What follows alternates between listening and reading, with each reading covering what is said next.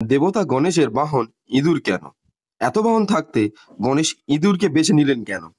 কেনই বা গণেশকে সমস্ত দেবতার আগে পুজো করা হয়? আর গণেশের মাথাটা হাতির মতো দেখতে কেন? ছোটবেলায় অনেকেরই মনে এই রকম প্রশ্ন আসতো। আজকের এই ভিডিওতে আমরা এই প্রশ্নগুলো নিয়েই আলোচনা করব। যদি আমাদের চ্যানেলে প্রথমবার আসেন, সাবস্ক্রাইব করতে ভুলবেন না। চলুন শুরু করা যাক। প্রথমত, গণেশের বাহন ইঁদুর কেন? এখানে দুটি প্রচলিত কথা আছে। প্রথমটি হলো, গজমুখ নামে এক অসুর ছিল। সে বহু বছর তপস্যা করে ভগবান শিবকে সন্তুষ্ট করেছিলেন। শিব তাকে বরদান দেন, কোনো অস্ত্র তাকে মারতে পারবে না।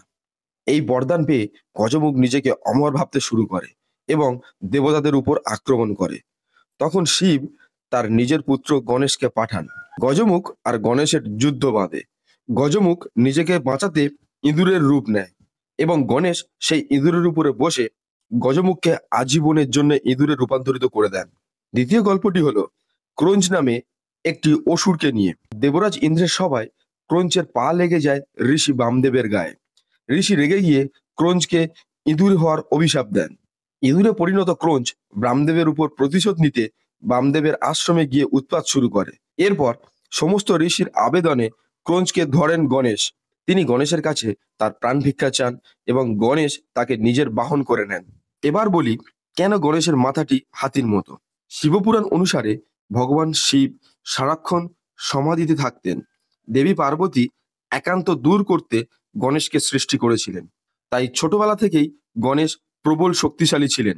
কোনো একদিন দেবী পার্বতী স্নান করতে যাওয়ার সময় গণেশকে দ্বার পাহারায় দিয়ে যান এবং বলেন ওই সময় কেউ যেন প্রবেশ করতে না পারে। সেই সময় ভগবান শিব এসে উপস্থিত হন।